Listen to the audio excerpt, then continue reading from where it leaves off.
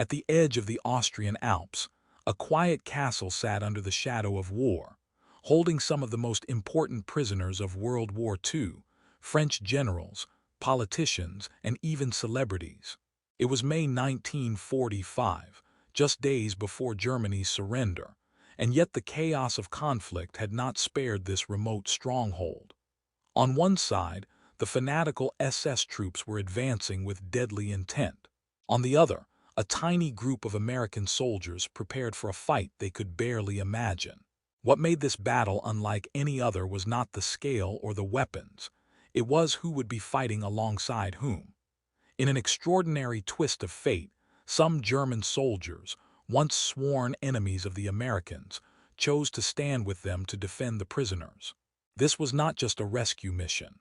It was a collision of courage, desperation, and human decency in a world consumed by brutality. The prisoners, trapped in the castle for months, had no idea if help would come in time. The Americans and their unlikely German allies knew the stakes. Failure would mean certain death for everyone inside. Yet, against all odds, they were about to write one of the strangest, most unforgettable stories of World War II, one where the usual lines of friend and foe blurred, and humanity, even in war, shone through. The castle itself loomed like a silent witness. Its thick walls had protected nobility for centuries, but now it was about to become a battlefield unlike any it had ever seen. In this isolated fortress, with the Alps forming a natural barrier on all sides, the most improbable alliance in history was about to face a determined enemy, and the outcome would defy everything anyone thought they knew about the end of the war. Perched on a steep hillside in the Austrian Tyrol, Castle Itter was more than just an old fortress. It was a relic of centuries past, with thick stone walls, narrow corridors, and watchtowers that once defended lords and kings. By 1945, its purpose had changed dramatically. The Nazis had transformed it into a prison for high-profile French captives, men whose influence and status made them valuable pawns in the chaos of the collapsing Third Reich. Generals, politicians, and even famous cultural figures were confined here, stripped of their freedom yet still carrying the weight of their country's hopes. The castle's location was both a blessing and a curse. Hidden among the Alps, it was difficult for Allied forces to reach, giving the Nazis confidence that their prisoners were secure. But that same isolation meant any rescue mission would be dangerous, requiring courage, planning, and a bit of luck. The surrounding forests were dense, and the steep cliffs made escape or reinforcement nearly impossible. Inside, the atmosphere was tense and uncertain. Prisoners moved quietly through the echoing halls, listening for footsteps or the telltale hum of trucks on the winding roads below. Each day brought news from the front, rumors of Germany's defeat, and fear of what the SS might do in their final acts of desperation. Supplies were scarce, the castle cold, and the prisoners' nerves stretched thin. Every creak of the wooden floors or distant shout of soldiers outside reminded them that danger was never far away. In this quiet, foreboding fortress, the stage was set. The castle, a symbol of power and protection for centuries, was about to witness an extraordinary clash of humanity and war, a battle where usual enemies would join forces against a common threat in a fight that seemed almost impossible. Inside Castle Itter, the prisoners were more than names on a list. They were symbols of France itself. Among them were generals who had commanded armies, politicians who had shaped the nation, and even cultural icons whose influence extended across Europe. Each man carried a lifetime of experience, yet here, in captivity, they were helpless, trapped behind thick stone walls while the war raged around them. The uncertainty gnawed at them every day. Would the SS follow orders to execute them? Would the Allies arrive in time? Fear and hope existed side by side in these halls. The prisoners had little information about the war's progress. They listened for distant artillery, for the sound of vehicles on the narrow mountain roads, for anything that might signal liberation or doom. Some tried to maintain routines, reading, writing letters, or talking quietly among themselves. attempting to preserve a sense of normalcy in a world gone mad. Others spent hours staring out of narrow windows, scanning the forests and valleys below, wondering when salvation or destruction would arrive. Their relationships with each other were complex. Generals who had once commanded men in battle found themselves depending on civilians and cultural figures, relying on each other in a way that blurred the lines of rank and status. Mutual respect grew out of shared fear and shared vulnerability.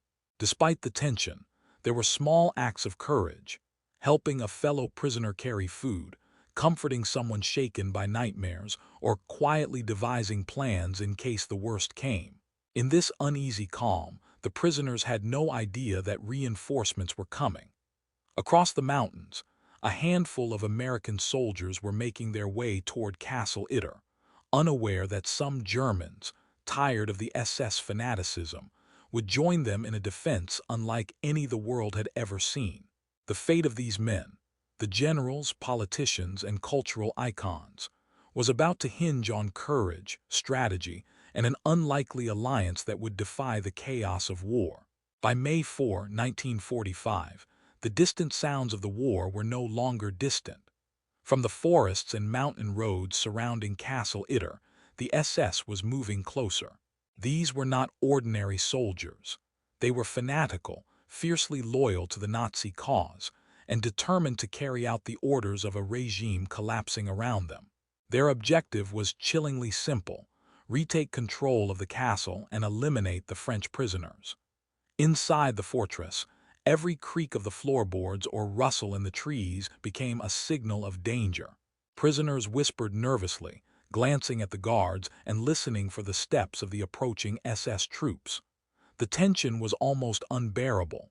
Supplies were limited, ammunition scarce, and the castle's defensive positions had not yet been fully fortified. Time was running out, and with each passing hour, the threat outside grew more real. For the defenders, the challenge was immense.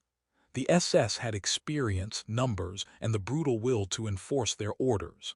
But what they did not expect was resistance from an unlikely alliance. A handful of American soldiers, led by Captain John C. Lee, were moving toward the castle, determined to prevent the massacre. Even more remarkably, some Wehrmacht soldiers stationed nearby, disillusioned with the Nazi cause, chose to join the Americans in the defense. The approaching SS brought a tension that could be felt in every stone of Castle Itter. The stage was set for a confrontation that would defy the conventional rules of war. On one side, relentless killers following orders. On the other, a fragile alliance of Americans, German defectors, and frightened prisoners, all standing together to protect lives in a world that seemed to have lost all sense of morality. Captain John C. Lee and his small band of American soldiers were racing against time. They had been informed of the high-value French prisoners held in Castle Itter and knew the SS would stop at nothing to eliminate them before the war ended. Lee, a young officer with sharp instincts and unwavering courage, understood the enormity of the task. Defend a castle with limited men against a larger, determined enemy and save lives that the Nazis considered expendable. The Americans who arrived were far from a conventional force. There were only a few dozen of them, each trained but aware that numbers alone would not guarantee survival. They carried what weapons they could, relying on strategy, quick thinking, and sheer bravery. These men knew that the odds were heavily stacked against them, yet they were prepared to face an enemy who had terrorized Europe for years. Lee immediately assessed the situation upon arrival. He understood the castle's weaknesses and strengths. The thick stone walls could protect them from small arms fire, but the SS could use heavy weapons to break through gates or walls. Every corner of the castle became a potential defensive position. He also recognized the human element. The prisoners were terrified, some panicked, and morale was fragile. His mission was not just military, it was deeply personal. Each life mattered, and failure was not an option. As the Americans prepared for the confrontation ahead, something extraordinary began to happen. Some German soldiers, stationed nearby and weary of the fanaticism of the SS, offered to fight alongside the Americans. These men, once sworn enemies, now became allies in an unprecedented collaboration. Together, Americans and Germans began to fortify the castle, readying themselves for a battle that no one could have predicted, one that would go down as one of the strangest and most remarkable of the entire war. Among the defenders were a handful of German soldiers who had grown disillusioned with the SS and the Nazi cause. Some had witnessed atrocities they could no longer condone. Others simply wanted to survive the war's final days without blood on their hands. When Captain Lee and his Americans arrived, these soldiers made a choice that defied the rigid lines of loyalty.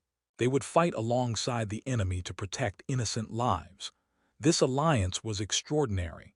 Former foes now shared weapons, strategies, and responsibilities. Communication was cautious at first, tinged with mistrust, but necessity quickly forged cooperation. German soldiers knew the terrain, the castle's weak points, and enemy tactics. The Americans brought fresh energy, determination, and a clear mission to save the prisoners. Together, they formed a small but formidable defensive force, united by a goal bigger than ideology or past grievances. Trust was fragile. Each side knew betrayal could be fatal. Yet as they worked together, a sense of camaraderie began to form. They shared rations, coordinated positions, and even joked quietly to relieve tension. The castle's halls, once filled with fear, now hummed with preparation, strategy, and a rare sense of shared purpose. In a war defined by rigid lines of friend and foe, this collaboration was almost unheard of. Americans and Germans, standing shoulder to shoulder, were about to face the SS in a battle that would test courage, loyalty, and humanity itself. The stage was set for one of the most unusual confrontations of World War II, where the enemy of yesterday could become the ally of today. The defenders knew that their survival depended on preparation. Inside Castle Itter, every corridor, tower, and gate became a potential battlefield. Captain Lee and his small team of Americans, alongside their German allies, began fortifying the castle with urgency and precision. Furniture was moved to block hallways, doors were reinforced, and positions were assigned to cover every approach. Ammunition was rationed carefully, each soldier aware that every bullet could mean life or death. The castle's architecture offered advantages and challenges. Its thick stone walls could withstand small arms fire, but narrow staircases and confined spaces meant that close-quarters combat was inevitable. Windows and battlements were converted into firing positions, while corridors were lined with obstacles to slow enemy advances. Even the prisoners were enlisted to help in small ways, stacking sandbags, carrying supplies, or alerting soldiers to any sounds outside. Coordination was key. Americans and German soldiers divided responsibilities, combining their knowledge of strategy and terrain. Scouts were sent to monitor enemy movements, and contingency plans were discussed in hushed voices. The tension was almost palpable. Every shadow seemed a threat, every distant sound a possible attack. Yet amid the fear, determination ran strong. Each person understood that their efforts could be the difference between life and death. By the time the SS began their approach, Castle Itter was transformed from a quiet prison into a fortified bastion. Improvised defenses, careful planning, and the unusual alliance between Americans and German soldiers created a situation no one could have predicted. The castle was ready, or as ready as it could be, for a battle that would become one of the strangest in the history of World War II. The first signs of the SS attack came as distant echoes of boots and the rattle of vehicles on the winding mountain roads. Then, the sound of gunfire broke the quiet of the Tyrolean forest. The SS had arrived, and they were relentless. Their mission was clear: retake Castle Itter and eliminate the high-profile French prisoners. For the defenders inside, there was no turning back. The assault began with volleys of gunfire aimed at the castle walls, testing defenses and trying to find weak points. Smoke filled the air as small explosions rattled windows and stone, while inside, Americans and German soldiers fired back from their positions, careful to cover each other and protect the prisoners. Every shot was measured, every movement counted. Improvised barricades absorbed much of the initial impact, but the stress of close-quarters combat was intense. Amid the chaos, individuals emerged as heroes. Soldiers risked their lives to reload weapons under fire, relay messages between towers, or carry the wounded to safety.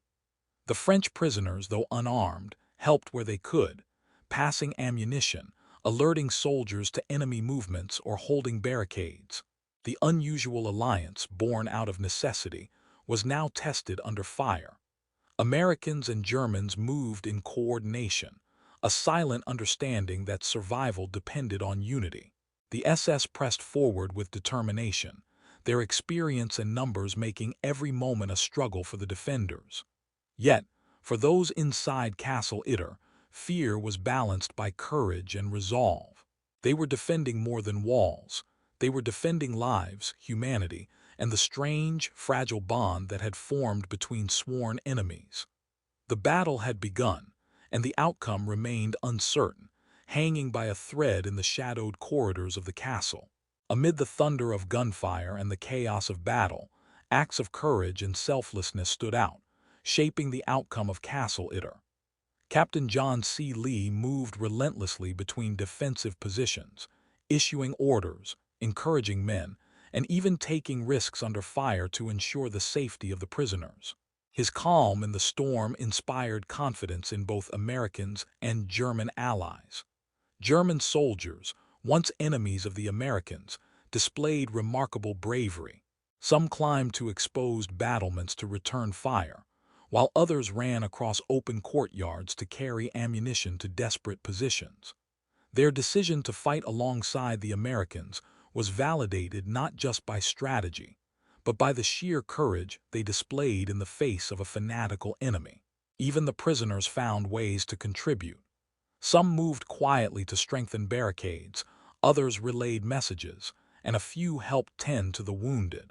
These moments, small yet significant, demonstrated that courage was not limited to soldiers alone. It could be found in anyone willing to act when lives hung in the balance. One particular instance highlighted the unusual nature of this battle. An American and a German soldier, side by side on a narrow balcony, held off an advancing group of SS troops long enough to prevent a breakthrough. Their teamwork, forged in the crucible of necessity, symbolized the strange but powerful alliance that had formed inside Castle Itter. In a battle defined by chaos and uncertainty, these individual acts of heroism became the threads holding the defense together. Each risk taken, each shot fired, and each life saved contributed to a story that would stand out in the history of World War II, a story of courage, cooperation, and humanity in the most unlikely of circumstances. The battle unfolding at Castle Itter was unlike anything seen during World War II. Across Europe, soldiers fought bitterly against their sworn enemies, nations clashing with decades of hatred and ideology behind every shot. But here in this remote Austrian castle, the lines were blurred. Americans and German soldiers, once enemies, were now standing together, united by a single goal: protect the prisoners and survive. This surreal alliance created moments of extraordinary cooperation. German soldiers, familiar with the castle's terrain and defensive weaknesses, guided the Americans to the most strategic positions. The Americans, trained for rapid offensive and defensive maneuvers, brought discipline and structure to the improvised defenses. Together, they formed a team that neither side could have imagined before this moment. The psychological aspect of the battle was equally striking. Every soldier knew that stepping forward meant risking life, yet they moved as one. Mutual respect replaced suspicion, and instinctive trust emerged where there had once been enmity. For the French prisoners watching, it was almost unbelievable. The people who had once been their captors were now their protectors, fighting alongside foreign liberators against a common threat. Outside the walls, The SS pressed relentlessly, unaware that their opponents had formed such an unlikely front. The battle was intense, chaotic, and deadly, but it also demonstrated that, even amid war, the lines of morality and humanity could shift in unexpected ways. Castle Itter became not just a battlefield, but a stage for one of the most extraordinary alliances of the war, a moment where survival, courage, and shared purpose overcame the hatred that had divided nations for years.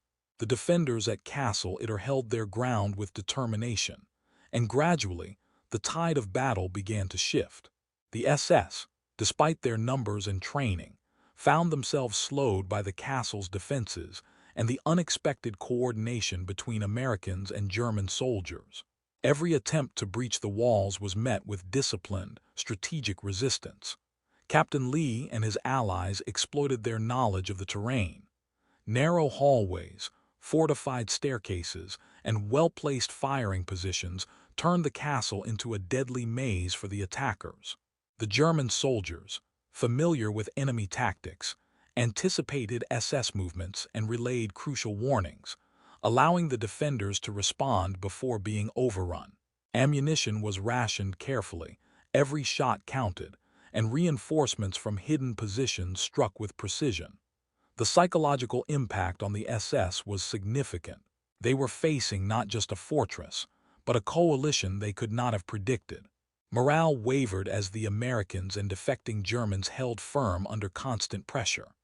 Meanwhile, the prisoners, though still in danger, watched with a mixture of fear and hope, realizing that the defenders were not only surviving but repelling the attackers. Small victories accumulated, each repelled assault, each enemy retreat, strengthened the resolve of the defenders. What began as a desperate defense started to feel like an achievable victory. The castle, once threatened with destruction, became a symbol of resilience, ingenuity, and the power of an extraordinary alliance forged in the final days of a brutal war. The battle reached its climax as the SS launched what seemed like a final, desperate assault. Gunfire roared through the castle halls, echoing off stone walls, and explosions shook the towers. The defenders, Americans and Germans alike, fought with every ounce of strength and courage they possessed, aware that failure meant the massacre of the prisoners. Captain Lee moved tirelessly, directing men, reinforcing weak points and coordinating counterattacks. The German soldiers, once enemies of the Allies, displayed extraordinary bravery, covering exposed positions, returning fire with precision, and even risking their lives to carry wounded comrades to safety. Every action mattered, every second counted, and the tension was unbearable. The SS pressed forward relentlessly, but the castle's defenses, combined with the determination and skill of the defenders, held firm. Small groups of attackers were repelled at key points, forcing the SS to retreat or face deadly consequences. The defenders' coordination and courage had turned the tide completely. The attackers could no longer break through. As the dust settled, the defenders realized the impossible had been achieved. The SS assault had failed. The prisoners, terrified and exhausted, were still alive. For a brief, extraordinary moment in history, Americans and Germans had stood together to protect lives, demonstrating courage, ingenuity, and humanity in the face of overwhelming odds. Castle Itter, once a quiet fortress, had become a testament to the strange, remarkable alliances that war sometimes produces. When the smoke cleared and the last shots faded, a tense silence settled over Castle Itter. The French prisoners, exhausted and shaken, emerged from hiding to find their unlikely rescuers, Americans and German soldiers, still standing, bruised but victorious. Relief washed over the castle, mixed with disbelief. For months, they had feared execution at the hands of the SS. Now they were alive, protected by a coalition no one could have imagined. The human emotions ran deep. Some prisoners wept openly, overwhelmed by gratitude. Soldiers exchanged quiet words of camaraderie, and even the German defectors allowed themselves brief smiles, knowing they had made a stand against fanaticism and preserved innocent lives. Small acts of compassion emerged amidst the ruins of battle, sharing water, tending to wounds, and consoling those too frightened to move. Beyond the immediate relief, the battle left lasting bonds. Americans and German soldiers, once enemies, had learned to trust one another in extreme circumstances. The prisoners gained not only their freedom, but also a profound appreciation for courage in its most unexpected forms. In the shadowed corridors and fortified rooms of Castle Itter, the extraordinary human capacity for cooperation, bravery, and empathy had been vividly demonstrated. Yet, despite the relief, the war outside still raged. Castle Itter had survived, but the larger conflict would soon end. And with it, the world would remember this isolated, surreal episode as one of the strangest battles in history, where humanity triumphed over ideology, and enemies became allies in a desperate fight for life. Castle Itter stands out in history not for its scale, but for its extraordinary nature. It was one of the very few battles in World War II where Americans and Germans fought side by side, united against a common enemy. In a war defined by rigid divisions, hatred, and ideology, this small fortress in the Austrian Alps became a symbol of humanity triumphing over division. The battle also highlighted the complexity of human choices in war.